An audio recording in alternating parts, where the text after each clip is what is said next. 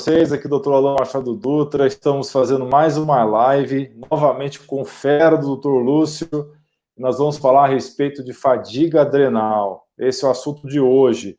Vocês que acompanham o meu canal sabem que eu já falo desse assunto já há alguns anos, eu tenho alguns vídeos no canal a respeito desse assunto.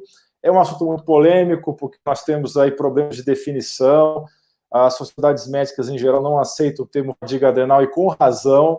Eu tenho aqui o meu convidado, o Dr. Lúcio, que vai comentar a respeito disso, porque realmente o termo não é adequado. Hoje, nós modernamente chamamos essa condição de disfunção do eixo HPA, que é um nome mais complicado para o leigo entender, mas que satisfaz nossos colegas mais ortodoxos, né? Mas, muito bem, vamos começar então essa live. Muito obrigado pela presença de vocês. Vamos responder dúvidas de vocês ao longo também dessa transmissão. Boa noite, doutor Lúcio. Boa noite, Alain. Tudo bem, cara? Tudo bem, obrigado querido. pelo convite. Vamos aí bater um papo. Vamos bater um papo, né? Isso. E o doutor Lúcio já tem praticamente mais de 10 anos que ele fala em eventos aí a respeito desse assunto. Ele está do lado das principais figuras médicas do Brasil, o doutor Efraim, o doutor Ítalo, já trabalhou com o doutor, também o doutor Lai Ribeiro. Então, ele é um fera aí que está perto dos melhores médicos do Brasil, sempre nos brindando com conhecimento muito atualizado, estuda bastante fisiologia hormonal. Então, é uma oportunidade única, muito boa de ter aqui conosco para dividir o seu conhecimento com todos nós. Então, doutor Lúcio, então esse termo fadiga adrenal já caiu por terra mesmo, né? E por que tem ainda tanta resistência da comunidade científica em aceitar essa condição? Pois é, desde o começo, né? Quando começou a história do nome fadiga adrenal, né? A gente, quando pensa em fadiga adrenal, hoje, quando eu fiz uma propaganda da live, então, inclusive, apareceu uma endócrina e perguntou, mas vai falar sobre Addison, né? Então, na verdade, quando a gente fala esse nome, esse termo, fadiga adrenal, a gente fica arremetendo para a questão do Addison, né? Da falta do cortisol. E, na verdade, isso aí eu vi na época que a gente começou a estudar isso, mais de 10 anos, que na realidade não é necessariamente a falta do cortisol. Isso aí pode ser uma das causas, a diminuição do cortisol, da produção, mas muitas vezes o que ocorre é que mesmo produzindo cortisol, a gente não tem acesso, né? O cortisol na forma livre, ele não é liberado. Então você tem sintomas de hipocortisolismo, na verdade, o que está ocorrendo é que o seu cortisol não está acessando os receptores celulares, né? Então, isso, com o tempo, a gente foi verificar que tem um outro problema que ocorre. Muitas vezes a gente vai pesquisar a baixa do cortisol através da dosagem sérica. E existe um problema porque começa pelo pré-analítico. Que horário você vai colher o seu exame de cortisol e como é que você vai fazer isso para que você detecte, né, a tal da fadiga adrenal? O que vem acontecendo? Sempre se pega o que tem mais próximo para fazer. Então, quando o pessoal pensou em fadiga adrenal, está relacionado com cortisol, pensou-se primeiro no cortisol sérico, por quê? A pesquisa mais próxima de fadiga adrenal seria a pesquisa para Addison. Então, pegaram todo o protocolo laboratorial para Addison e tentaram adaptar para a fadiga adrenal, que tem nada a ver com Addison. Então, como é que se faz hoje uma pesquisa de fadiga adrenal via sangue?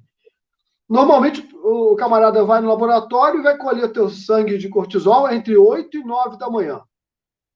Gente, entre 8 e 9 da manhã foi desenhado para Addison, aonde você não pode ter menos de 3,5 micrograma de cortisol em 2 dias diferentes, e a partir daí você vai fazer uma pesquisa mais apurada sobre essa questão da produção ou não de cortisol, mas nós não estamos pesquisando, porque isso aí é do endocrinologista. Vocês estão pensando na fadiga adrenal, nós não estamos pesquisando a capacidade de produção desse cortisol. Então, começa por aí. Quando você quer pesquisar se o sujeito tem baixa de cortisol livre, que é o outro cortisol, que é o mesmo cortisol na forma livre, você vai colher a primeira amostra pela manhã, sem despertador. Porque o que você está pesquisando é a sua capacidade de liberar cortisol que seja capaz de te despertar. Ah, mas eu acordo às 9, se eu não tiver despertador, você vai colher às 9. Ah, mas eu acordo às 6, sem despertador, vai colher às 6. O primeiro cortisol é ao despertar espontaneamente. Aí, com o tempo, a gente verificou que algumas pessoas falavam assim, não, eu acordo 3 horas da manhã e volto a dormir. E aí a gente pensou no seguinte, pô, como é que está o cortisol desse sujeito às 3 da manhã? E aí passamos a pedir, toda vez que a pessoa acordasse entre 1 e 4, 5 horas da manhã, colhesse mais uma amostra. E a gente ficou tanto surpreso com o que a gente viu. Muita gente que acorda de madrugada tem cortisol livre mais alto nessa madrugada do que durante qualquer outro ponto do dia. Aonde ele deveria estar em torno de 1,5, no máximo 2, você tem gente com 25 de cortisol às 2 da manhã. Ah, mas eu acordei para fazer xixi. Não, o cortisol te acordou e você foi fazer xixi. Ah, acordei pensando em problema. Tudo bem, às vezes você até acorda, mas se você acordar no meio da madrugada, a primeira coisa que você vai pegar para pensar vai ser problema. Então, começa essa questão, né? De você, por que eu acordei? E aí a gente percebeu que o ritmo circadiano do sujeito não está bom. Agora, vejam comigo. Um sujeito que acorda às 3 da manhã com cortisol nessa altura, e durante o dia o cortisol é baixo, de manhã, quando desperta, às 4 da tarde e às 22 o cortisol é muito baixo, ele vai relatar ao médico sintomas e sinais de ausência de cortisol. E, na verdade, o cortisol dele está fora do ritmo. O cortisol dele está alto na madrugada. E, muitas vezes, equivocadamente, para quem não faz uma curva da tarde, da noite, da madrugada, que seja, acaba levando uma hidrocortisona para usar. E, na verdade, ele já está com cortisol alto. Ele está precisando se readaptar. Seja com adaptógeno, seja com a alimentação correta antes de dormir, porque muita gente tem pico de cortisol na madrugada porque come carboidrato em excesso, bebe um álcool, e aí você tem um pico de cortisol na madrugada. E aí é alterar seu dia a dia, né? Fora os adaptógenos, que o Alan vai falar daqui a pouco, que seriam interessantes serem utilizados, entendeu? Isso que você falou é muito importante, né? Porque o que a gente mais observa na prática clínica é exatamente isso que você falou. É a alteração do ritmo circadiano. Para explicar para o pessoal aqui que está acompanhando, que não é da área de saúde, esse ritmo circadiano nada mais é do que o comportamento de uma substância no seu corpo de acordo com o horário, né? Então, o que o Dr. Lúcio está falando aqui é justamente isso, que a maioria dos casos que são chamados de fadiga adrenal, na verdade, o problema não é que está o cortisol baixo o tempo todo, é que está acontecendo uma oscilação no valor do cortisol. No momento que deveria estar mais alto, o pico de manhã não está lá embaixo. E essa pessoa frequentemente acorda de madrugada, como ele está dizendo, e nesse horário de madrugada vai ter o maior horário da curva. Por isso que é tão importante te observar a curva, né? E por isso que é tão importante fazer o exame de saliva, pelo menos 3 a 4 medidas. Isso que você falou, doutor Lúcio, eu vejo o tempo todo. A pessoa que acorda espontaneamente de madrugada é sempre o período que vai ter o cortisol mais alto das 24 horas. Sim, é o que mais acontece. Exatamente. E sem você ver essa curva, você não vai saber se o melhor para dar para ele é hidrocortisona ou se o melhor para dar para ele é o adaptógeno que vai regular esse cortisol. Pode continuar, doutor Lúcio. Então o que ocorre nisso? Ah, mas Lúcio, o cortisol da urina é livre? É. O cortisol que está no cabelo é livre? É. Só que acontece o seguinte, como a gente acabou de falar, não é tão importante, às vezes, saber quanto que você tem de cortisol. O importante, na maioria das vezes, é saber como ele está distribuído durante o dia. E o cortisol da urina vai te dar o total. Ah, mas eu colho de manhã a urina, de tarde a urina, de noite a urina. Olha, toda a urina que você colher às 8 horas não produziu cortisol naquela hora. Ela está pegando cortisol de vários momentos anteriores ao momento que você urinou. Então, você não tem um ponto exato. Ah, eu colhi de manhã, eu tenho 25 de cortisol. Não. Às vezes, esse 25 está vindo da madrugada, da noite, que você passou dormindo. E você juntou um X de cortisol. Tá bom? Então, o cortisol livre é livre, mas você tem que pegar a parte que estiver mais próxima da realidade daquele momento, para você ter um ritmo circadiano correto. Ah, Marlúcio, eu fiz a curva de cortisol, eu sou um nada durante o dia, meu cortisol também não aumenta de madrugada, mas meu cortisol durante o dia está normal. Ou seja, está dentro dos valores normais. Aí você tem que pensar, quanto é que deu sua aldosterona livre? Não estou falando da aldosterona sérica.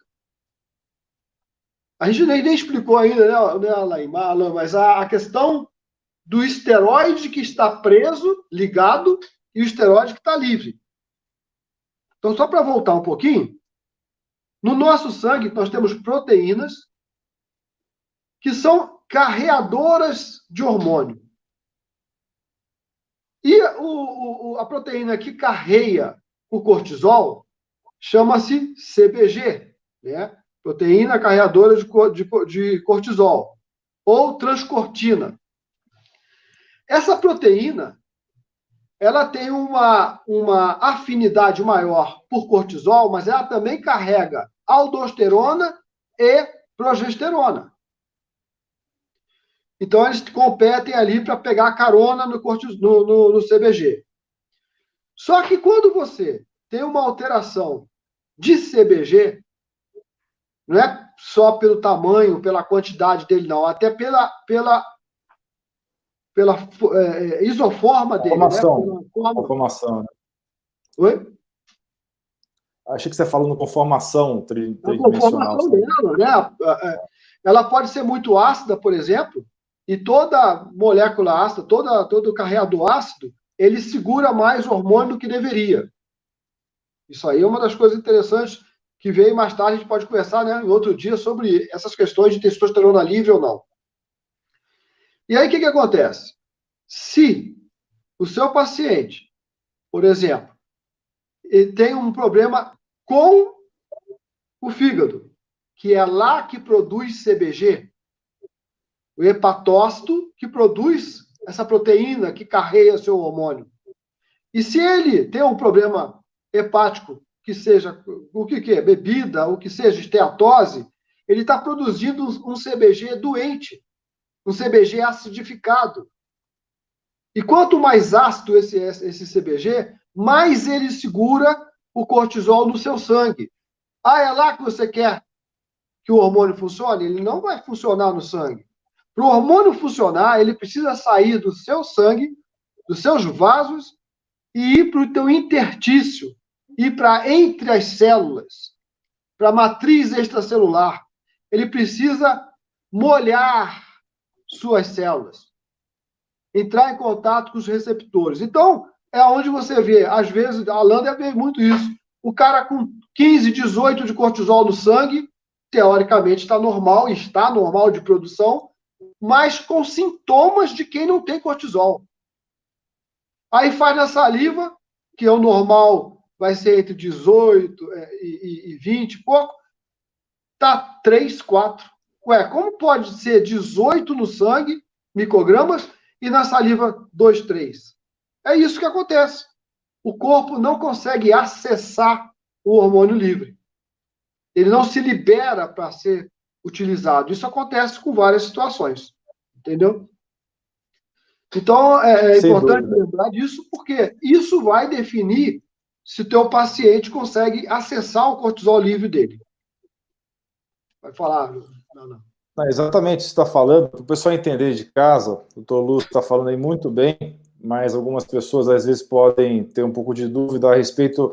Todos os hormônios que nós produzimos, eles não viajam no sangue sozinho. porque eles são moléculas, normalmente, pelo menos os hormônios sexuais, eles são moléculas que têm afinidade por gordura. Então, ele não consegue andar no sangue sozinho. Então, ele precisa de um caminhãozinho. Esse caminhãozinho se chama proteína carreadora, que no caso do cortisol, da progesterona e da aldosterona é o mesmo, né? Existe competição, inclusive, dessas moléculas por esse caminhãozinho, que é o CBG, né? Como o Dr. Lúcio falou, é o Cortical Binding Globulin ou globulina carreadora de cortisol. E o que acontece? Então, muitas pessoas, às vezes, fazem o exame de manhã cedo, como o Dr. Lúcio acabou de falar, do sangue, e dá normal, e a pessoa está se sentindo acabada. Por que acontece isso? Justamente porque essa pessoa pode estar com o fígado trabalhando não tão bem, pode estar com uma resistência insulínica e ter esse CBG muito ácido, que vai segurar muito esse cortisol, como ele falou, e não vai deixar esse cortisol chegar no tecido e ter a ação dele. Então, é muito importante que a gente tenha informação do que está acontecendo no nível de tecido. E como é que a gente vê isso? Através da saliva.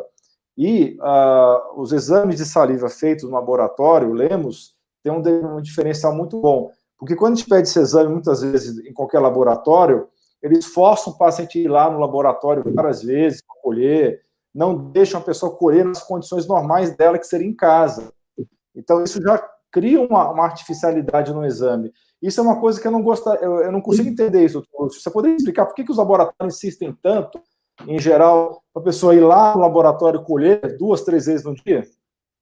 Na verdade, o cortisol salivar, na endocrinologia clássica, ele está pesquisando duas questões, ou o Cushing, que seria colher à meia-noite o cortisol, ou às 3 da manhã, depende da linha, e o cortisol para Addison, que seria de manhã, entre 8 e 9 horas.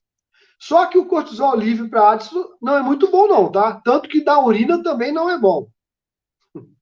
Não foi desenhado para isso, foi desenhado para Cushing. Então, de novo, eu quero cortisol, o meu médico pediu para colher cortisol na saliva. O cara vai te mandar colher entre 8 e 9 horas, porque ele está acostumado com isso, gente. É a linha de trabalho dele. E ele ainda te faz um grande favor, que é te dar um algodãozinho. Esse algodão atrapalha na hora de você realizar a dosagem do cortisol. Porque não existe um algodão que seja puro, free de qualquer substância. E os estudos mostram, a gente tem os estudos, a gente apresenta nas aulas, que quando você dosa com algodão e sem algodão, quase que dobra o valor do resultado, pela interferência química. Tá? Então, não serve, tem que colher diretamente do tubo, sem auxílio do algodão. Entende? Mas é isso que acontece, Alan. E os valores normais sempre vão chegar da seguinte forma. Valor normal, menor que 19, menor que 0,19 micrograma. Então, qual é o valor mínimo? Se você está estudando, se o teu paciente tem cortisol baixo, e você não tem valor de referência para baixo, só tem para alto, é porque aquele método não foi desenhado para o que você está pesquisando. De novo, uma adaptação mal feita. E tem mais um detalhe. Quando você está pesquisando fadiga adrenal e não está pesquisando Addison, você não tem que dosar sulfato de ideia. Sulfato de ideia é produzido na adrenal. Mas gente, eu não estou pesquisando adrenal? Tá. Mas você está pesquisando a forma livre do DEA, que não é sulfatada. E a forma livre do DEA não é exclusiva da adrenal. Ela é produzida tanto nas gônadas, né, nos órgãos reprodutores, nas gônadas reprodutoras, quanto no cérebro, quanto na pele. Então, se você está pesquisando sulfato de DEA, mesmo na saliva, você está correndo o risco de que você tenha um DEA baixo, porque existem pessoas que têm deficiência de sulfatação. E aí vem problema para detox. Ele não consegue pegar os hormônios, sulfatar para excretar, ou para ficar como reserva. Sulfato de DEA baixo não significa que você vai ter DEA baixo. É essa que é a história. O máximo que você pesquisa com sulfato de DEA, que você não está pesquisando Addison, ou Cushing, ou um tumor, você está pesquisando, na verdade, a capacidade de detox do cara. Você dosa DEA, está normal ou alto, e sulfato de DEA baixo, ele tem dificuldade de sulfatar. É outra história. Que pode estar gerando o problema da fadiga adrenal dele, tá? Porque por intoxicação. Então, vocês devem pedir sempre, mesmo na saliva, porque existe sulfato de DEA na saliva, mas ele não deve ser usado. Ah, mas tem laboratório nos Estados Unidos que usa. Gente, Estados Unidos também erra, cara. Todo mundo erra. Quando a gente vai pesquisar, a gente quer a fração ativa. Não quer saber quanto que eu pego de DEA e transformo em sulfato de DEA. Tá? Pode ser uma informação a mais. Por que a gente está falando isso? Porque é importante você saber qual a relação de DEA livre com cortisol livre. Porque o cortisol, se aumenta demais, na fisiologia você precisa que seu DEA suba na mesma proporção, para manter uma relação entre eles, para proteger seu sistema, proteger o sistema cerebral. Se o teu cortisol sobe demais, ele não tem seus efeitos neutralizados pelo DEA. Então é importante ver essa relação. Quando o Alan pede um resultado, um exame para fadiga adrenal, ele está pesquisando o quê? Se o DEA está normal, se o cortisol está normal, ou se cortisol baixo com DEA alto é muito ruim, porque pouco cortisol com o DEA atrapalhando ainda. Cortisol muito alto com DEA muito baixo é ruim. Então, para cada situação dessa, o Alan vai trabalhar um tratamento diferente. Antigamente falava assim, fulano está com fadiga adrenal, vou dar cortisol e DEA. Não, às vezes o cara já está com DEA alto. Principalmente se ele tiver um distúrbio psiquiátrico. Se Muitas ele tiver pessoas com de estresse, né? Pós-traumático tem DEA alto, né, doutor? Muita gente com estresse pós-traumático tem DEA alto. Então, você vê algumas meninas, mulheres que sofrem abuso e que o DEA salivar deles é altíssimo, e aí elas acabam ficando obesas, porque esse DEA altíssimo vira estrona e vira estradiol. Entende? E aí você não entende porque, como é que essa pessoa que aparentemente está calma, normal, tem um DEA tão alto? Aí você vai pesquisar, tem coisa lá atrás. A gente tem visto, né? Com certeza. Então, você tem esses problemas na maioria dos laboratórios que não dão muita bola para a saliva, até hoje, né? Depois de anos e anos da gente discutindo esse assunto de que os exames de sangue têm uma série de limitações, tem a limitação do tipo de ensaio que você vai utilizar, tem as limitações relacionadas às proteínas carreadoras que nós estamos discutindo aqui, tem as limitações também do receptor, porque a gente não tem uns exames adequados para ver como é que está o receptor hormonal. Você tem as limitações também que você não consegue ver as transformações de uma forma de hormônio em outra, você não vê as enzimas intermediárias. Então tem uma série de limitações aí. E quando a gente compara o sangue com a saliva, abre-se um mundo de possibilidades para a gente. E é muito triste que a gente vê que a maioria dos laboratórios não dão bola para a saliva. Fazem o paciente lá várias vezes no laboratório, tem esse problema, a maioria dos kits que eles utilizam não tem a faixa mínima, é só o máximo, né? Sim. E esse tipo de problema realmente acontece o tempo todo. Exato. Então, é importante, como o Alan falou, saliva não é melhor que sangue, sangue não é melhor que saliva. É necessário que os dois sejam estudados ao mesmo tempo. Como eu falei, no sangue você está estudando a sua capacidade de produzir e reservar. Enquanto que na saliva você está estudando a sua capacidade de acessar aquilo que foi produzido e reservado. E com isso você começa a estudar. Então, um exemplo, né, Alan? Você pega aí um paciente com cortisol de 5 no sangue e 35 na saliva, quer dizer, muito alto. E aí você vai falar, mas como é que pode? Ele está produzindo pouco e está liberando muito? Não. Ele está produzindo normal, mas não tem carreador suficiente porque ele tem resistência insulínica. A resistência insulínica inflama hepatócito, que não consegue produzir proteína suficiente para segurar cortisol no sangue. Logo, todo o cortisol que ele produz normalmente, que não é nada alto, não acha local para ficar num CBG tão pequeno. E se torna livre. Ao se tornar livre, você tem toda a sintomatologia de hipercortisolismo com um cara com 5 de cortisol. E às vezes, para resolver isso, não é entrar com mais corticoide para bloquear a produção. A gente vê isso acontecer. Tá com cortisol alto na saliva, vou dar mais corticoide que eu bloqueio. Não é isso. Isso é para Cushing, é outro tratamento, gente. O cara está com cortisol livre, circulante, atacando o sistema, porque não tem onde guardar. Como é que você faz para ter gaveta para guardar? Muda a dieta do sujeito, diminui a insulina, que vai parar de inflamar hepatócito e vai começar a produzir em 7 dias. Você já tem a quantidade que você precisa de CBG. Olha como é que é a questão. É bem diferente de se radicalizar para Addison e para Cushing. Não se pode fazer um tratamento para fadiga adrenal como se fosse Addison. Se vocês assistirem uma aula sobre tratamento de Addison, vocês vão ver que 25 miligramas diário de hidrocortisona vão trazer vários efeitos deletérios depois de alguns anos para um cara Addison. Olha, o cara Addison não produz nada. E se ele usar 25 direto, ele vai ter problema de catarata, diabetes e outras coisas lá para trás.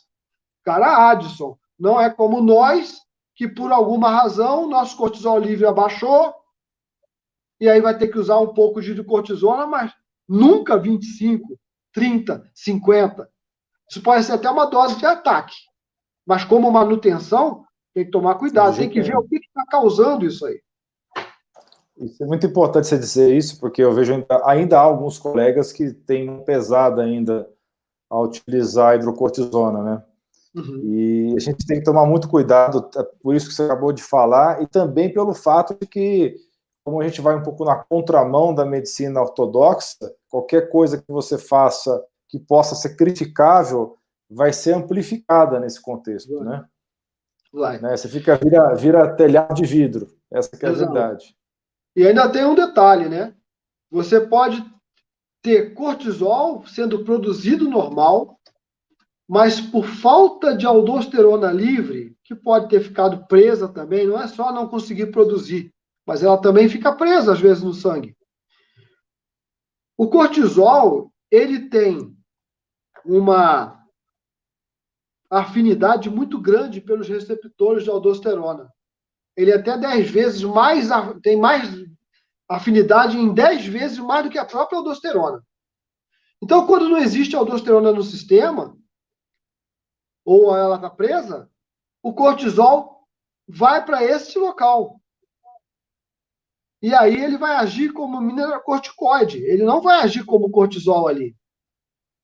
E parte dele acaba se transformando em cortisona, que não vai agir como cortisol. E às vezes, então, o seu paciente produz normalmente, dá normal no sangue, dá normal na saliva, mas tem sintoma. Que é a história, né, do receptor. Ele não está indo para o receptor dele. Então, muitas vezes, você tem que bloquear as enzimas que fazem essa conversão. Então, muitas vezes se usa, as pessoas querem usar, por exemplo, aldactone, né? Algumas substâncias mais fluocortisona. E isso seria um tratamento para Addison.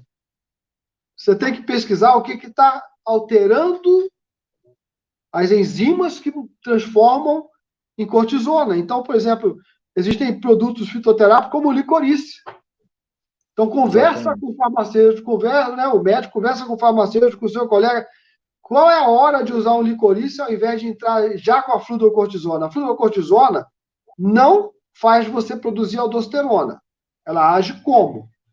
O licorice não faz você produzir aldosterona, mas evita que seu cortisol se desfaça e vire cortisona. Só isso que ele faz. Ele não faz você produzir mais cortisol. Ah, mas ele não aumenta o cortisol livre? Aumenta por não existir roubo. Ele permanece e trabalha. É diferente. Entendeu? Exatamente. O licorice, né, que é rico em glicerrisa, a glicerrisa ela vai ter uma ação glucocorticoide e também mineralocorticoide. Ela se liga em ambos os receptores. Então, ela vai ter essa ação e certamente vai ser muito mais suave do que a fluorocortisona, né, de um corticoide artificial com ação semelhante à aldosterona. Uhum. E isso vai ser muito mais suave no organismo dessa pessoa, né, muito melhor do que... E também ela ajuda a reduzir a quebra da hidrocortisona que acontece, né? Então, ela vai preservar a hidrocortisona que você tem no seu próprio organismo. Isso. Então, ela é bem interessante, é um dos melhores adaptógenos que nós temos, o licorice. Exatamente, e muito antigo, né? O pessoal já usa isso há muito tempo. Há bastante tempo. Então, está relacionado com isso. Agora, se você não dosa a aldosterona livre, né, a salivar desse teu paciente, e por acaso ela não está baixa, então antigamente não. Fui nos Estados Unidos, você compra lá um suplemento para fadiga adrenal. Aí você vai ler o rótulo, tem lá licorice. Pô, se o cara tem licorice aldosterona normal e usar licorice, você vai aumentar o cortisol livre dele. Vai aumentar a quantidade que sobra. Exatamente. E aí você pode, inclusive, aumentar a pressão do sujeito. Que é o principal efeito colateral do licorice. Pressão alta. E você vai criar mais uma situação. Você vai aumentar a aromatase dele. Ele vai pegar testosterona e virar estradiol em excesso. Porque cortisol muito alto aumenta a aromatase. Então o sujeito te procurou porque está se sentindo fadigado, cansado e outras coisas, pode ser outras situações, e acaba, além de tudo, com tudo isso, irritado e gordo. Porque ele começa a criar estradiol em excesso por causa do cortisol alto, por causa de um tratamento com fitoterápico. Então, também usar isso por conta própria não é interessante. Isso é complicado, porque é tanta nuance, vocês estão percebendo, eu até peço desculpa a vocês, se está um pouco complicado de vocês acompanharem. E a gente vai responder todas as dúvidas de vocês, mas vocês veem como a coisa não é fácil, não é simplesmente você ler um texto sobre esse assunto, falar, olha, tem esse adaptógeno, tem esse adaptógeno, tem esse adaptógeno, e sair tomando qualquer um, né? Porque se você não tem essas nuances de conhecimento, como ele falou, se a aldosterona está normal, se está alto, se está baixo, se o corticoide está mais ligado a CBG ou não está, como é que está o cortisol livre, como é que está o cortisol total. Essas nuances todas são tão importantes para o médico avaliar isso, né? E para poder indicar qual que é o melhor adaptógeno para você. Então, outro detalhe também, quando você faz essa tríade, né? Cortisol, a curva do cortisol, salivar, udeia salivar e aldosterona salivar, e aí você vê que no cortisol, no sangue, o sujeito está com 20, 25, e com toda a sintomatologia de cortisol baixo. E aí você vai pesquisar a tireoide do sujeito, a temperatura do sujeito está muito baixa. Já se sabe, tanto SHBG, quanto TBG, quanto CBG, que são os carreadores de vários hormônios, em presença de um ambiente frio, ele aumenta a afinidade. Então fica alto no sangue e baixo na saliva. Isso significa o quê? Se tua tireoide não está funcionando direito por várias razões, então quer dizer, a fadiga adrenal que eu estou sentindo pode ser por causa da minha tireoide que não está funcionando direito, porque eu não tenho selênio, porque eu não tenho o que tem que ter. Se teu corpo está frio, seu cortisol não se libera para agir. A tireoide precisa de cortisol para sensibilizar a mitocôndria. Olha o ciclo vicioso que se formou. Você está frio, não libera hormônio que vai fazer teu corpo esquentar, então não vai. Você precisa realmente de uma orientação médica para que isso se regularize e você quebre esse ciclo vicioso que se tornou. E não é só o cortisol que vai ficar preso. Alan, quanta gente você pega aí com 500, 400 de testosterona, com sintomatologia de testosterona de 150? Quase todo dia, né? Pois é. Aí você vai olhar, é a tireoide do sujeito, na saliva está baixo. No cortisol, no sangue dele, está 400. Ah, mas 400 é muito pouco. Não sei se 400 é muito pouco. Pouco é quanto ele não consegue liberar de livre. Porque tem gente com 400 que tem livre bem alta. E se aumentar mais, vai aromatizar, vai virar DHT em excesso, vai ser problema. Né? Então, com cortisol acontece a mesma coisa. Exatamente. Então, vocês estão vendo que são muitas nuances. Então, idealmente, a gente tem que ter essa correlação entre o sangue e a saliva, né? E, infelizmente, a maioria dos laboratórios do Brasil tem esse problema. Eles não investem em saliva. Por quê? Porque a maioria dos médicos não pedem. É simples assim. A partir do momento que os médicos pedirem mais os laboratórios vão se interessar. E, realmente, o laboratório que mais leva a sério isso já há muitos anos é o laboratório do Dr. Lúcio Lemos, o Lemos Laboratório, e que lá, quando a gente vê os exames, a gente pode ter certeza que os exames são confiáveis e a gente tem tudo em gráficos, muito bem organizado, de uma maneira que fica muito mais fácil para o médico raciocinar e ver qual é a melhor opção para o paciente. Bem, podemos responder algumas perguntas aqui, doutor Lúcio?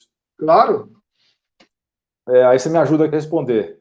Não é sempre que eu tenho a oportunidade de ter uma mente tão brilhante aqui do meu lado aqui para me ajudar. Vamos ver aqui. Olha as perguntas aí, você vai saber. A Josiane está perguntando aqui. Boa noite, eu tenho fadiga adrenal, coisa mais horrível. Fiz exame de saliva. Deixa eu colocar essa pergunta na tela aqui agora. Esse negócio é bacana que eu vou mostrar na tela. Fiz exame de saliva, como aumentar o cortisol? Então, Josiane, estamos discutindo aqui várias maneiras de abordar esse problema, né? Digamos que você vai fazer o seu exame de saliva lá no laboratório do Dr. Lemos e as 3 ou 4 medidas estão todas assim lá embaixo, né? Uma curva flat. Aí talvez você seja uma candidata boa para fazer o uso direto da hidrocortisona, sempre em baixas dosagens, para não te dar efeitos colaterais, como o doutor Lúcio falou aqui. Você pode ter um diabetes, você pode ter aumento de peso, estrias abdominais, aumento de pressão arterial, retenção de líquido, uma série de efeitos colaterais, né? Então tem que ser com muita cautela em doses bem fisiológicas. Digamos que aconteça uma situação que o doutor Lúcio está falando aqui. Você tem um cortisol da saliva baixo e um cortisol do sangue alto. De repente, seu problema não está na produção de cortisol, mas está numa CBG ácida, por exemplo. Aí a sua alternativa melhor seja utilizar um adaptógeno. Nós falamos aqui do licorice, poderia ser ashwagandha, poderia ser rhodiola rósea, poderia ser o ginseng, poderia ser o ginseng siberiano, poderia ser uma maca peruana, são todos fitoterápicos que nós temos disponíveis para isso. Alguma coisa acrescentada, Lúcio? Não, isso aí é tratamento, é contigo mesmo. Tá vendo como é que... O Salomão está perguntando, o DEA, vitamina B5, vitamina C, ômega 3 seriam bom para a fadiga adrenal? Depende do caso. Como o Lúcio falou, o DEA pode ser ótimo dependendo do caso da fadiga adrenal, ou o DEA pode ser, se o DEA da saliva estiver alto, por exemplo, pode não ser adequado dar o DEA. A vitamina B5 é muito boa para a adrenal. A adrenal usa muito vitamina do complexo B, usa muito a vitamina C, e o ômega 3 seria realmente muito bom por ser uma fonte adequada aí de gorduras para o seu organismo. Né? No caso do DEA, é interessante lembrar que existem várias apresentações em doses de DEA. E o pior é que, assim, até aparecido muito o DEA de 50 e de 100 miligramas, mas essas doses foram desenhadas para Addison, para quem não produz nada de DEA. Não para aquela fração mínima de 5%, que é o que você usa diariamente. A gente não falou isso, mas é importante lembrar. Do seu total de DEA que você tem no sangue, apenas 5% dele está livre para trabalhar, o resto é reserva. E quando você usa uma dose de 50, de 100, até mesmo de 25 para a mulher, por muito tempo, você está colocando doses que são oferecidas para quem não produz nada. Se você quer usar uma quantidade de DEA, e esse DEA é para usar diariamente, Você vai usar o que, teoricamente, você liberaria para funcionar, que está mais ou menos de 5 miligramas dia para mulher e 12,5 para homem. Ah, mas eu estou muito mal. Aí o médico, o Alan, vai fazer isso, vai te dar uma dose maior, inicial, e depois vai entrar na dose, que é a dose de manutenção. É muito diferente. Isso é muito importante mesmo. Exatamente, é muito importante isso. Você dá uma dose de ataque, que pode ser 25, 50, dependendo do sexo. Depois tem que baixar as doses, senão as mulheres vão ter vários sintomas aí. Essa ideia vai gerar testosterona, vai ter pelos indesejados, vai ter acne, vai ter oleosidade na pele, vai ter uma mudança de humor, vai ter retenção de líquido, porque parte também vai virar estradiol. Então é importante realmente ter esse ajuste de dose, porque hormônio, você tem que usar o hormônio certo na hora certa, na dose certa, né? Se você faz alguma coisa errada, aí sim acontecem os problemas, né? Porque existe muito preconceito em relação aos hormônios por causa disso também. Então, e aí é importante lembrar um detalhe. O DEA, na mulher, ele tem muita facilidade de se transformar em androstenediona, 3-alfadiol e DHT. Muito fácil. E aí você não quer tanto DHT. E se você oferece muito DEA, você vai ter muito DHT na mulher. E no homem é o contrário. Ao oferecer DEA demais, se ele não sulfatar, ele vai para estrona e estradiol. Então tem que tomar muito cuidado com a dose, não pode fazer isso por conta própria, tem que procurar um profissional que entenda da história para você poder evitar essas iatrogenias que acabam acontecendo. Sem dúvida. E hoje, pessoal, a gente tem essa oportunidade de ter, o Conselho Médico autorizou as consultas, os aconselhamentos online. Então é possível você conversar com o seu médico de confiança e pedir para ele te atender online. Lógico que não é o ideal, assim que for possível é bom que você passe presencialmente, mas nesse momento que todo mundo está isolado em casa, existe a possibilidade, já é permitido que o médico te oriente online. Sim. Vamos para a próxima.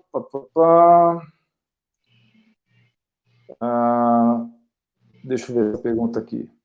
Doutor, por gentileza, quando você já está usando hidrocortisona e vai voltar a fazer os testes da saliva neste dia, a saliva usa hormônio do mesmo jeito? Aí o doutor Lúcio vai responder melhor do que eu, mas eu posso adiantar que tem que dar uma interrompida. Doutor Lúcio, por favor, pode responder essa. Então, você tem 3 situações.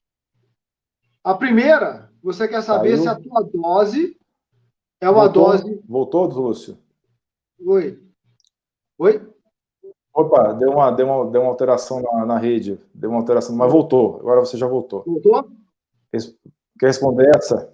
Então, e aí você pode ter, por exemplo, está usando o cortisol e você quer saber se essa dose é excessiva para o seu organismo. É importante. Cada pessoa vai responder de uma forma diferente. Então, o médico tem que ajustar isso. Ele vai ajustar de acordo com o resultado e a clínica que o paciente apresentar. Então, muitas vezes, o médico quer saber o seguinte: essa dose está sendo a ideal? É de mais ou de menos? Então, depois de algum tempo, normalmente ele leva algum tempo, ele vai pedir para o paciente suspender o uso do cortisol no dia que ele for colher. Isso é uma situação. Então, muitas vezes, o paciente parou de usar, faz no dia seguinte, a coisa está lá no alto. É porque para aquele paciente, ou aquele produto, é muito bom e está absorvendo, e está circulando demais. Aí ele ajusta a dose. Agora, tem tempo que a gente faz esses exames e aí o pessoal perguntava assim, quando é que eu posso parar de usar a hidrocortisona? Né, Alan? As pessoas devem perguntar isso direto. Direto, Porque se eu paro de usar e vou colher, dá baixo. As pessoas falam que a adrenal não para de produzir se você usar a hidrocortisona. Eu não sei se ela para de produzir. Eu sei que ela não produz. Porque tem gente que suspende a hidrocortisona num dia, no dia seguinte, é como se ele não tivesse feito tratamento nenhum. O cortisol está baixo. Aí a gente estimulou a ficar os 2 dias sem usar. E dosava no primeiro e no segundo dia. O que estava dando 5 no primeiro ia para 23 no segundo. Parece que quando você retira a hidrocortisona, a sua adrenal fica esperando um pouquinho mais. E depois começa a ativar. Então, se você quiser saber a hora de retirar, independente da clínica, mas ele está apresentando clínica porque está usando também, né? Se você Exato. quer retirar, aguarde uns 2 dias e dose. Você vai ver que tem diferença nas dosagens dos 2 dias, do primeiro e do segundo. Já aconteceu Essa com vários. pergunta, com certeza, essa pergunta é muito importante para a gente reforçar uma coisa. Na minha prática clínica, as pessoas não se curam de fadiga crônica, fadiga adrenal ou disfunção do eixo HPA se você não aborda pesadamente os hábitos de vida dessas pessoas. Essas pessoas têm que rever toda a vida delas, têm que rever o que estressa ela, têm que rever todas as mágoas que ela possa ter no passado com um ente importante da vida dela, seja da vida pessoal, profissional. Tem que ter uma higiene do sono muito boa, muito rigorosa, dormir direito, fazer atividade física dentro dos limites dela, sem exageros. A alimentação é fundamental, uma alimentação com baixo teor de carboidrato, com baixo açúcar, com baixa farinha, uma versão cetogênica por algum tempo, depois você pode ir para um low carb. Então, se você não faz essas coisas de hábito de vida, associado aí a bons suplementos, você não melhora. Não adianta ficar dando hidrocortisona para a pessoa o resto da vida, porque ela vai ficar dependente da hidrocortisona ou de qualquer outro tipo de recurso ou de ideia, seja o que for, e você não vai ter a reversão para essa pessoa por um valor que seja normal, uma vida normal. É muito importante reforçar que o estilo de vida é fundamental na melhora dessa doença e que a hidrocortisona e os outros recursos é para dar um tempo para essa pessoa se adaptar e ela adequar a vida dela. Lembrar que essa pessoa muitas vezes está produzindo cortisol normal, mas não consegue fazer com que esse cortisol se torne livre para funcionar. E uma coisa interessante que o Alan falou sobre exercício, quem tem pouco cortisol livre não pode fazer exercício aeróbico, cara. O aeróbico precisa que a mitocôndria funcione a pleno vapor. A respiração. E você está sem cortisol, você vai piorar a situação. Entendeu? Exatamente. Exatamente. Tem que ser um exercício leve, tem que ser um exercício leve, não pode ser nada. Resistivo. Né? Uma pergunta da Sandra aqui.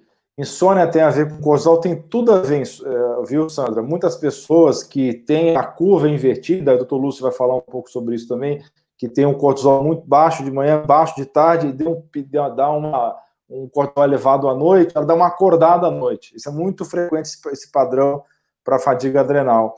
Então, muitas vezes, essa pessoa não consegue dormir à noite no horário correto, vai dormir 2, 3 horas da manhã, ou mais tarde, e acorda de manhã um caco, não consegue nem levantar de manhã direito, fica sem energia de manhã.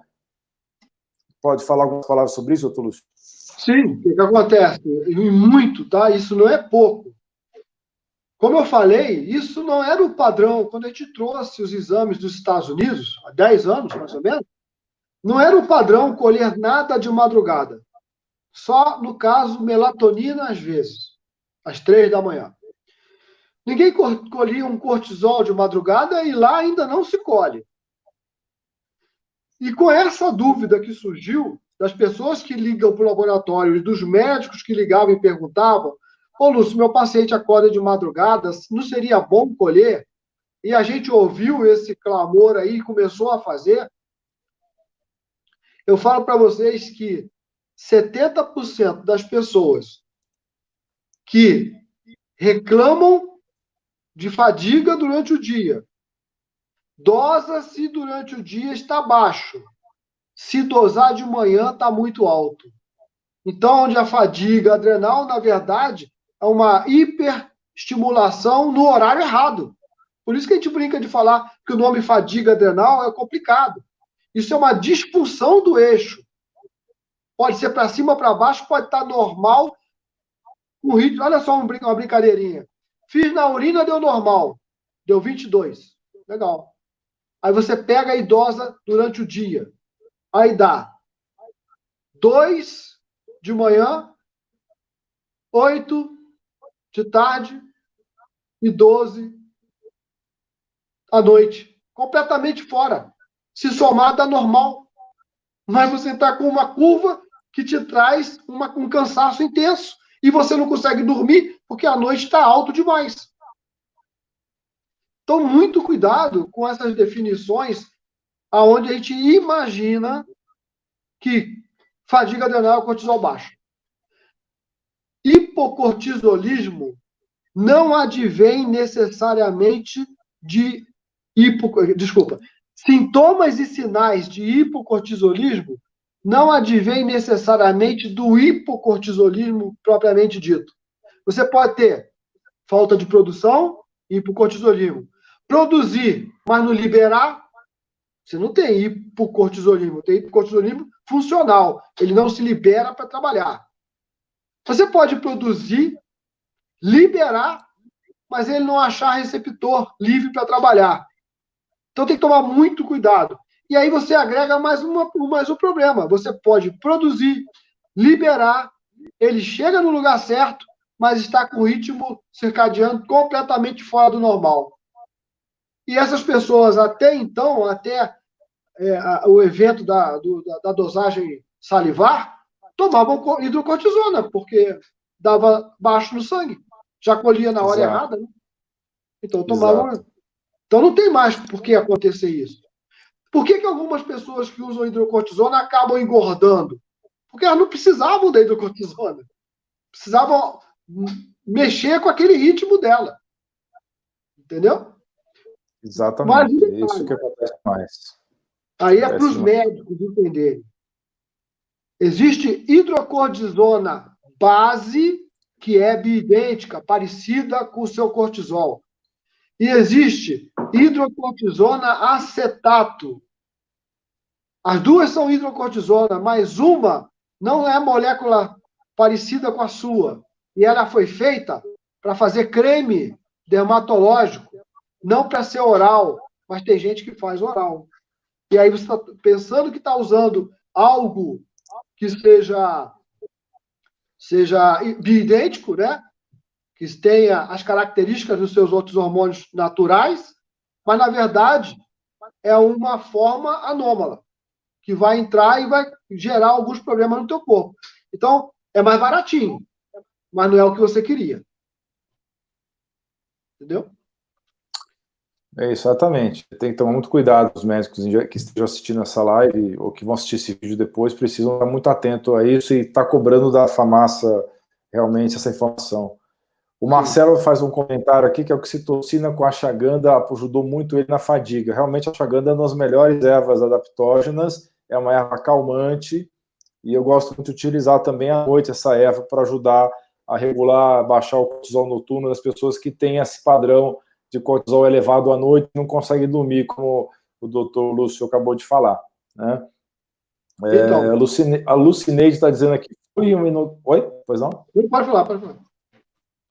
Ah, sim. A Lucineide está dizendo aqui, fui um nutricionista aqui em Ribeirão Preto que falou que isso não existe, que nem aquele padre Quevedo, isso não existe. E que médico que acredita também vai acreditar na Terra plana. Depois de uma explicação dessa, doutor Lúcio Lemos, você não acreditar que não existe a fadiga associado a alterações do ritmo circadiano do cortisol ou do eixo todo, hipófise pituitária adrenal, porque a pessoa não estudou, não tem nada a ver com Terra plana, né? Muito bem.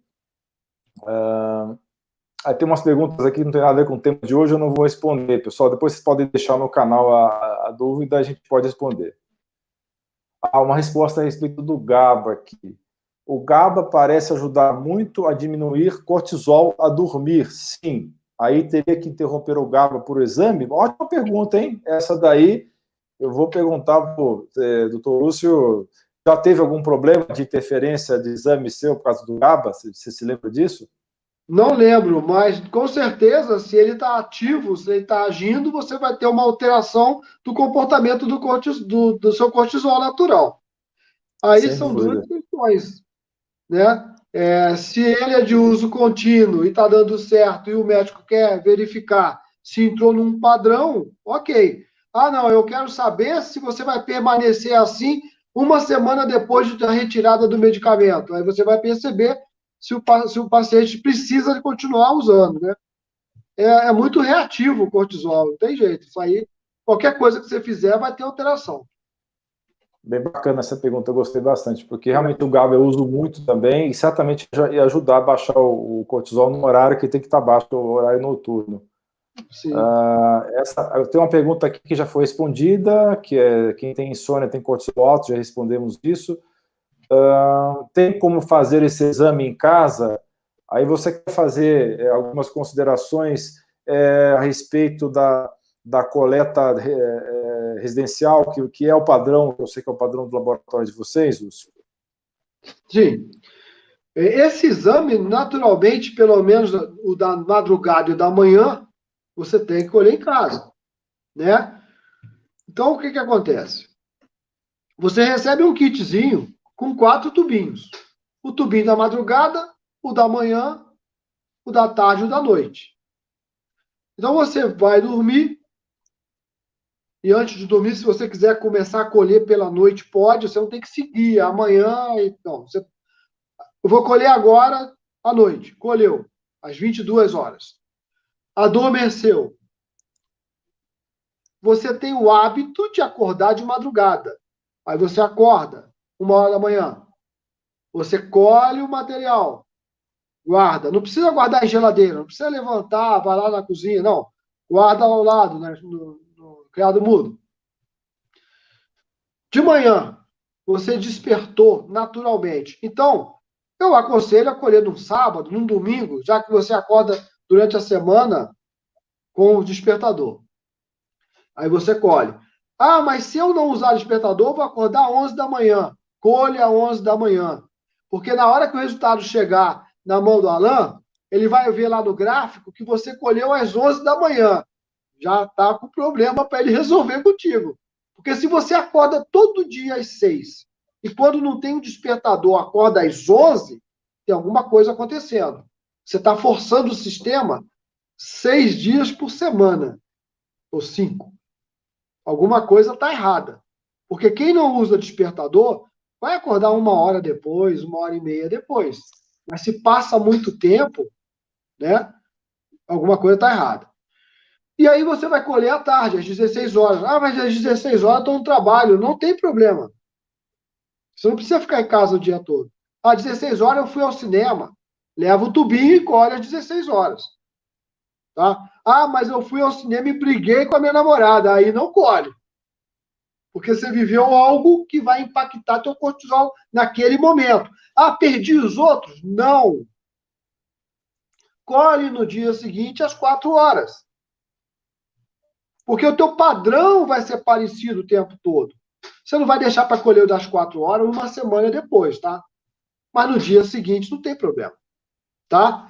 Então, não vai colher depois de brigar com a namorada, né? Se teve algo diferente, não colhe naquele momento. Você não acorda de madrugada por nada, mas foi dormir pensando nisso. Aí acordou. Não colha. Não é teu normal. Ou colha e avisa o Alan. Ou avisa seu médico. Ó, eu colhi, mas não é normal não. Deu alto porque eu estava estressado. Por causa desses tubinhos, um monte de tubinho, fiquei estressado. É outro papo. Tem que tomar muito... Isso, para ter a importância que o resultado numérico de um exame, muitas vezes, vai confundir mais do que ajudar. Então, você tem que passar para o teu médico tudo que você percebeu e viu acontecer naquele período. Tá? Exatamente, né? Brincando aqui, se você brigou com a sua namorada, deixa para colher no dia seguinte, quando você fez as pazes com ela, né? Pois é. É por aí. Tem que ser o dia a dia David José. Exatamente. O David José, o Davi José, um abraço para você, obrigado por suas palavras aí gentis, viu? Temos aqui um colega, o Alexandre, doutor Alexandre Peste, está acompanhando a live. Também foi bem gente boa ele, né? Ele foi meu contemporâneo lá no curso do Tula Ribeiro. Muita gente boa. Eu conheço ele há vários anos, desde a época que nós trabalhamos num hospital juntos em São Paulo. Abração para você, Alexandre. A Rosana está com alguma dúvida a respeito do valor da aldosterona. O que você falou? Não entendi bem a sua dúvida, Rosana. Elabore a sua dúvida um pouquinho mais para poder responder, viu? Vamos lá, mais dúvidas? Essa é uma pergunta boa aqui. A suplementação de ideia é sempre necessária? Nós já respondemos isso, não é sempre necessária. Porque o pessoal vincula muito essa questão de suplementar ideia com a idade, né? Que todo mundo, depois de uma certa idade, vai ter falta de ideia. Quer falar um pouquinho mais sobre isso, Tolo? Vamos. Primeira coisa, se você está envelhecendo e começa a ter problema hepático, problema de detox, você tem problema para transformar em sulfato de ideia. A sulfatação está prejudicada. Então, quanto mais idoso, mais o seu DEA tem dificuldade de se transformar em sulfato de ideia. Então, às vezes, você deixa a ideia demais circulante e aí acaba acontecendo a seguinte questão. O teu médico não pediu para você fazer sulfato de ideia no sangue? Sulfato de ideia deu baixo. Toma DEA. Pô, mas deve ter dado baixo porque teu DEA não está convertendo em sulfato de ideia. Não monitore seu paciente para dar ou tirar DEA através de sulfato de ideia. Ele não é o real, o que está mostrando para você qual é o nível real de DEA. Se você vai dar DEA, você tem que dosar DEA. Dosar DEA no sangue e na saliva e comparar. Se o DEA no sangue está alto, na saliva está baixo, a dose é menor do que seria para DEA abaixo no sangue. O médico vai saber olhar isso. Ele não sabe quando ele não vê as duas coisas, os dois exames ao mesmo tempo. Se ele vê os dois exames ao mesmo tempo, ele vai decidir é 25 ou é 5 de DEA. Perfeito. Perfeito. Então, né, o paciente, por ser idoso, pô, mas se ele for idoso e toma ansiolítico, o DEA dele é altíssimo. Salivar, que é o que funciona. Mas o sulfato de DEA está baixo, não importa. Trata o fígado dele, que pode ser que suba. E aí pode ser que você tenha que aumentar a dose do DEA. Quer ver uma coisa interessante? Se tua paciente tem resistência insulínica, os hormônios esteroides dela estarão baixos no sangue e altíssimos na saliva. No sangue baixo e a atividade alta. Por isso que acontece muito da menina com ovário policístico, tem DHT baixinho no sangue, mas tem toda a sintomatologia e sinal de que tem DHT alto. Aí você dosa na saliva, explodiu 3 vezes mais do que deveria. Por quê? A resistência insulínica fez com que o DHT ficasse mais livre do que preso. Por isso que surgiu aquela coisa de que a DHT não adianta dosar no sangue, porque ele está dentro da célula. Todos estão na célula. Todos estão nos receptores. Não é só o DHT. Mas o DHT, ele acaba sendo prejudicado nessa história toda, porque ele acaba ficando muito baixo e perde a relação com o que está acontecendo com o paciente naquele ato. Tá? Muitas nuances, né, pessoal? Muita nuance, né? Deixa eu ver, tem uma pergunta do Edmar aqui. Meu DEA salivar deu 0,01, não achei um médico que resolveu. Usei um precursor do DEA, só me deu muitas espinhas, nada de melhorar a fadiga. Aí, foi por isso, exatamente o que você falou até agora, né, Lúcio? Exatamente isso que você falou.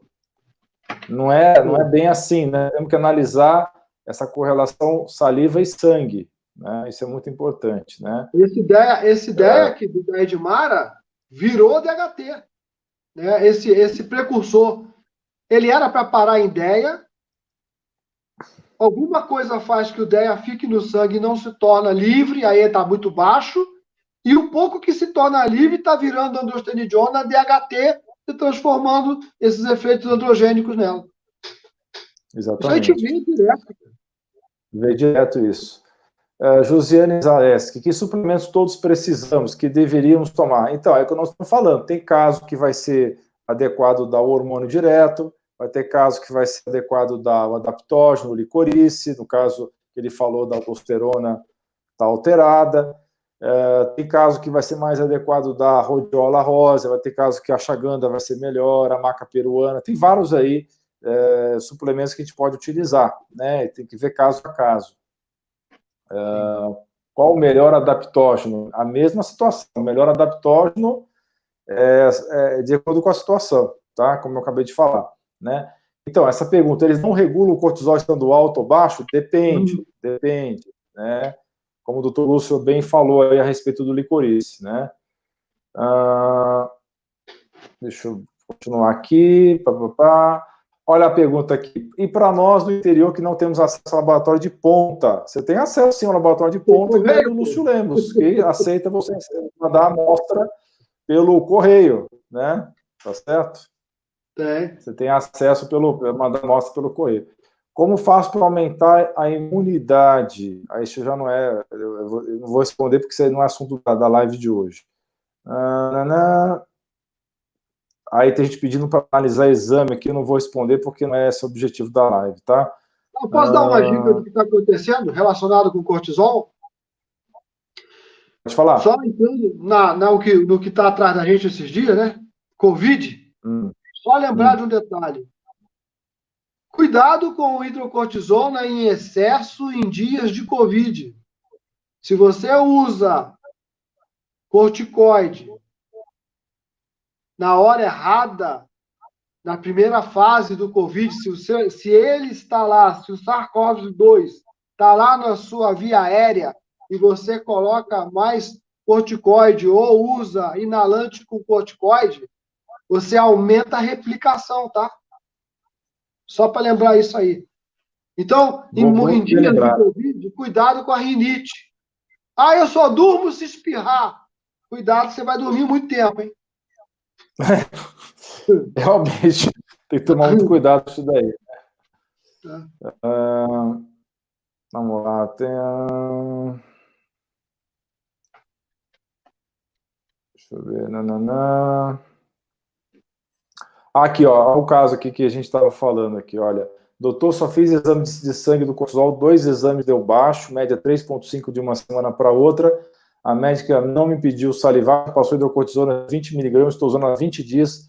Posso parar de usar? Não, você tem que fazer um desmame, um acompanhamento médico, né? Você não pode parar de uma hora para outra. Isso é perigoso.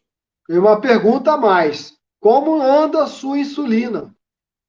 Porque se tua insulina estiver alta, pode ser por isso que está dando baixo cortisol lá no sangue. Porque o carreador diminuiu de tamanho e a maioria do seu cortisol está livre pelo seu corpo e não está no sangue. Tá? Isso tem que ser bem entendido. Então, muitas vezes você tem uma resistência insulínica e não sabe, ou sabe, e por isso que teu cortisol está baixo aí, e muitas vezes alto, lá na saliva. Vamos lá, vamos continuar. Tem bastante pergunta, hein? Você está muito famoso, Lúcio, viu? Você está chamando muita gente no canal, viu?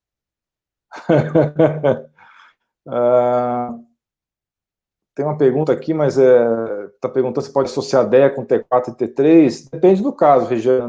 Sem saber o seu caso especificamente, fica difícil de responder isso. Às vezes é cortisol, né, que tem que dar. Verdade.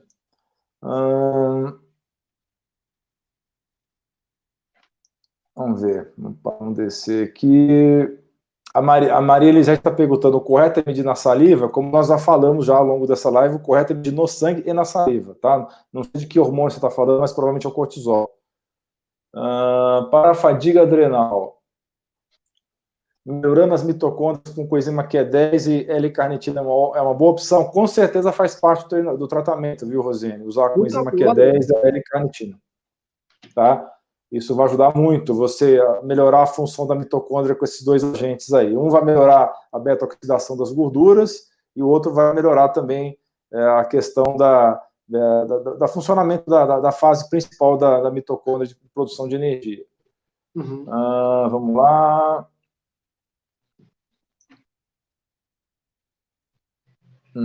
Alexandre Caran, que é um colega lá.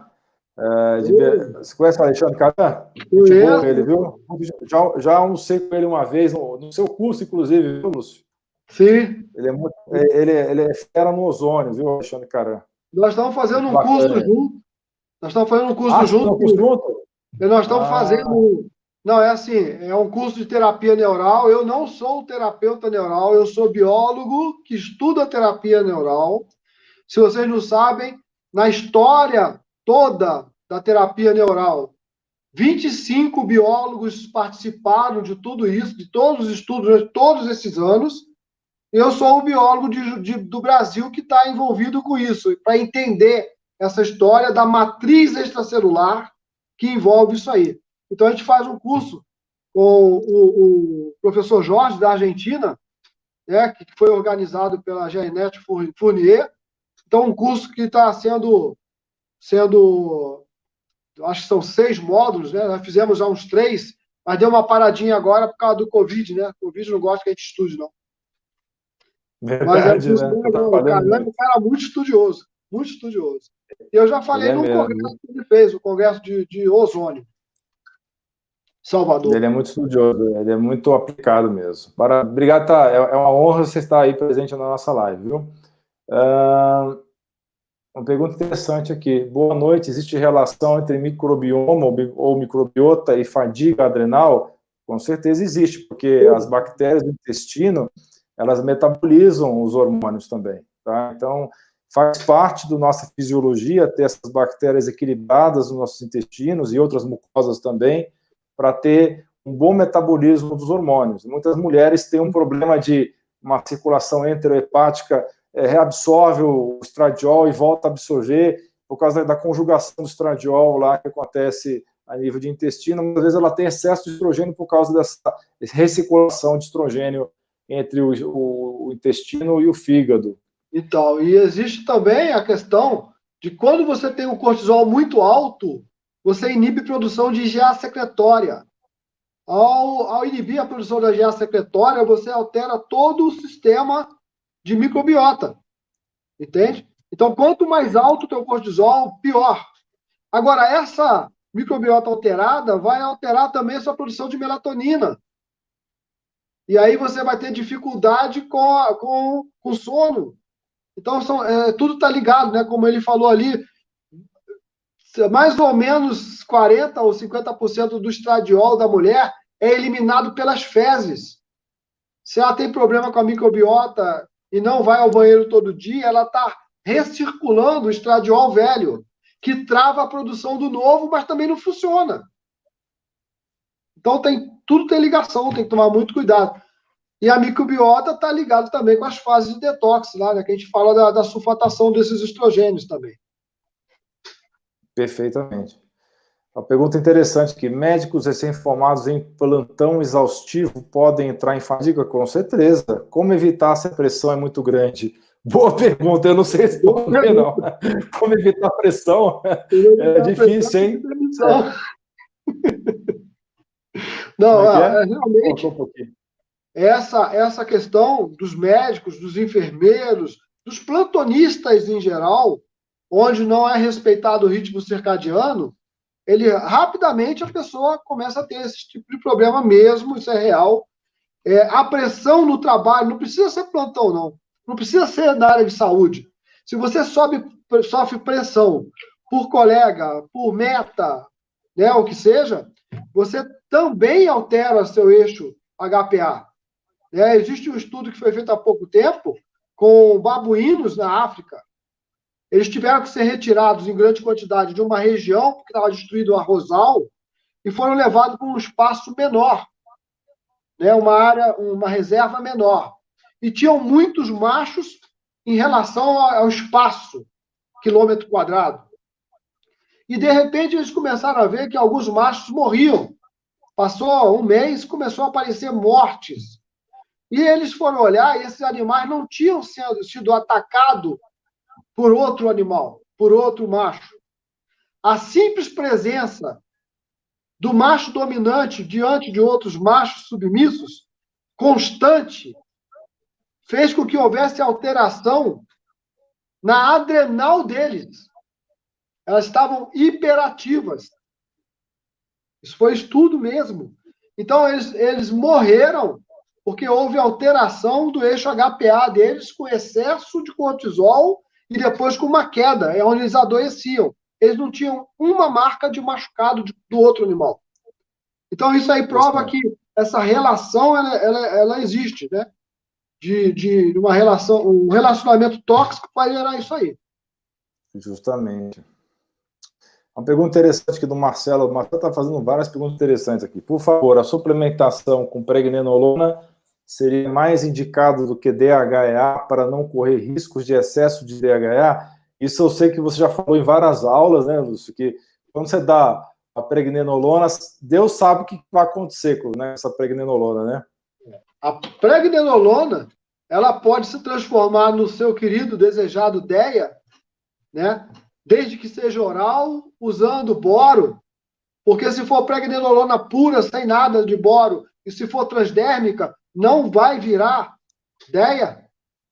Mas o grande problema é que nem sempre a pregnenolona vai direto para a DEA. Costuma ir muito para a progesterona. E se ela for para progesterona em excesso, progesterona que ela é tida como uma boazinha que só faz o bem, ela também pode se transformar em estrona. A cascata hormonal, ela não se comporta igual figura de livro. Os hormônios podem correr para qualquer lado. Eu costumo falar, mexeu com um, mexeu com todos. Você tem que ter muito cuidado. Não faça isso sozinho.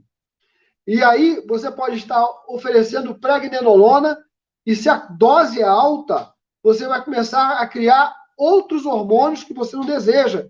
E muitas pessoas não conseguem transformar pregnenolona em DEA. Essa é a realidade. Não existe correlação entre níveis de pregnenolona e níveis de DEA. A gente já fez isso. Inclusive também, não existe correlação entre preg com DEA, nem DEA com sulfato de DEA. Eu já trouxe kit para testar isso e fiz o teste, e não tem correlação. Cada ser humano comporta-se de uma forma diferente. Verdade, muito bem dito. Gilson, obrigado pelas suas palavras. Ele falou que as lives são excelentes. Obrigado pelas palavras. Obrigado. Perdi o salivar, posso parar de tomar.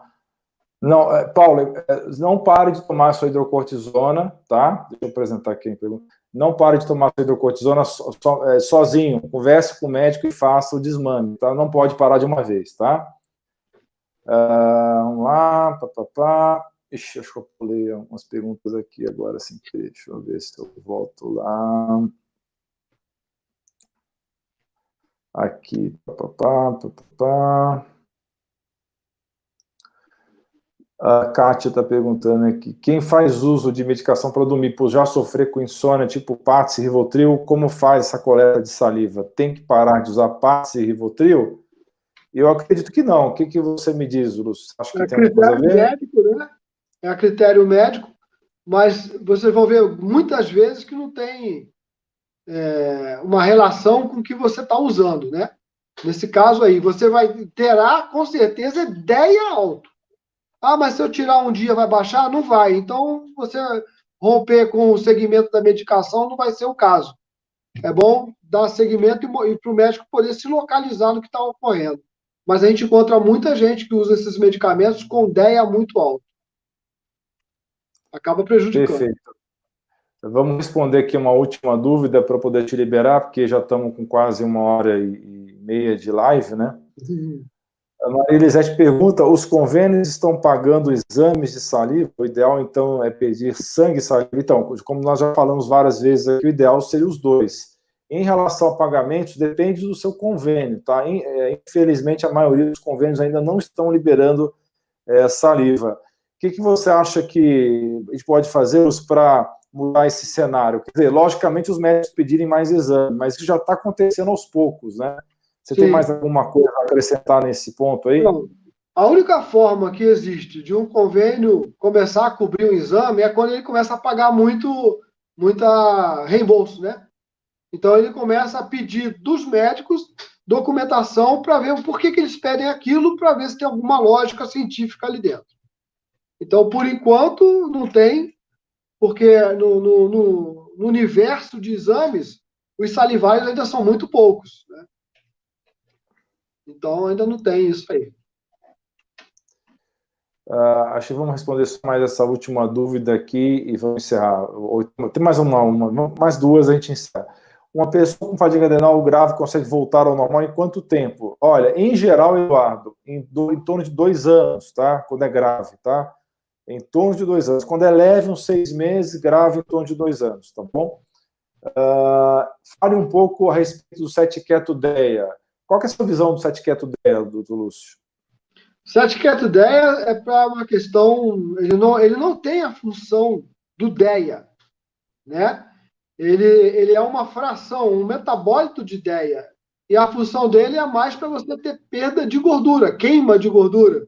Eu não sei se você já estudou mais alguma coisa, mas normalmente existe até suplementos que vem o DEA mais o sete quieto junto. Eu, por exemplo, se usar demais DEA com sete quieto, eu perco muita gordura, eu emagreço demais. Então, cada um é de um jeito, cada um vai responder de uma forma. Mas a não lógica de usar o sete quieto... Oi? A lógica de usar o sete quieto DEA é que ele não se converteria, né, nos outros hormônios, né? Pelo menos é essa a ideia que eles vendem. Né? Mas não vai transformar, não vai agir como DEA. Mas porque não age como DEA, exatamente. Que a gente chama de intráquina. Ele vai agir dentro da célula, ele vai entrar como DEA e lá dentro da célula ele vai se transformar em outros hormônios. O sete quieto não faz isso. Então, o sete quieto não vai agir na forma de modular sua imunologia do jeito que o DEA faz. Então, pelo que eu já vi, pelo que eu já estudei, sete quieto é para você ter queima calórica, você queimar, né, a gordura. Mas tomar cuidado também com ele. Tomar cuidado, exatamente. A última pergunta, então, por que a alimentação com carboidratos e açúcar altera tanto os hormônios? Tá? Isso porque o doutor Lúcio falou. Quando você come muito carboidrato e açúcar, você tem resistência insulínica. Quando você tem resistência insulínica, você vai ter o SHBG ácido, você vai ter o SHBG com alteração das isoformas, você vai ter alteração da função dos hepatócitos. Então, é um conjunto de fatores que vai levar você a ter muito hormônio preso nesse hormônio carregador SHBG, ou CBG, ou TBG muito ácido, e também alteração no metabolismo do próprio hormônio no hepatócito que está doente. Tá? Em linhas gerais é isso. Quer acrescentar alguma coisa? Então, por que a maioria das meninas que vão ao gineco, a dermato, por causa de SOP, né, ovário policístico, melhoram bastante quando começam a usar hipoglicemiante? Exatamente por isso. Porque diminui a quantidade de insulina, né? E aí você tem menos hormônio livre, segura mais no sangue, e não gera queda de cabelo, pele oleosa, acne, irritabilidade, e depois todo mundo que tem testosterona alta demais livre vai virar estrogênio e elas ganham peso, gordura demais. Exatamente. Pessoal, realmente agora já chegamos então quase 1h30 aqui. Com certeza o doutor Lúcio tem as obrigações familiares dele, né? Tem que descansar também. Então eu gostaria de agradecer imensamente a presença do doutor Lúcio Lemos, sempre com as suas aulas primorosas, com seu raciocínio fantástico, seu conhecimento muito bom de fisiologia hormonal, sempre um brinde, sempre aprendo muita coisa quando eu converso com o doutor Lúcio. Para mim é um grande prazer estar conversando e uma honra também. Então eu queria agradecer a presença do doutor Lúcio Lemos, agradecer a presença de vocês que acompanharam essa live. Muito obrigado mesmo. Suas palavras finais, doutor Lúcio. Então, a mesma coisa eu falo com relação ao Alain e todos os médicos. Tudo que a gente está conversando aqui, na maioria das vezes, ocorreu por demanda. O médico me liga, a gente discute um resultado que muitas vezes ali naquele momento não tem uma conclusão e a gente busca na literatura, na ciência, o resultado. Então, tudo que eu estou falando aqui, eu aprendi graças a médicos como o Alain, cara, que ligam e discutem o assunto.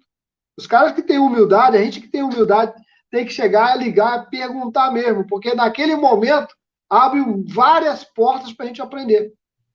Então, agradeço muito o Alain e vários outros médicos que me ligam e a gente discute direto sobre os assuntos, né?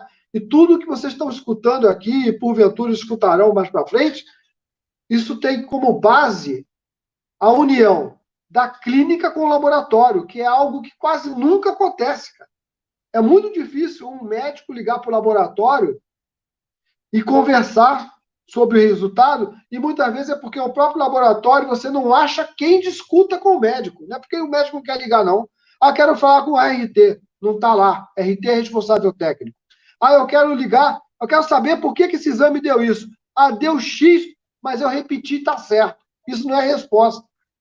O laboratório não tem que te dar um resultado numérico. Ele tem que dar uma solução. E como as coisas são cinéticas, a ciência é feita de verdades transitórias.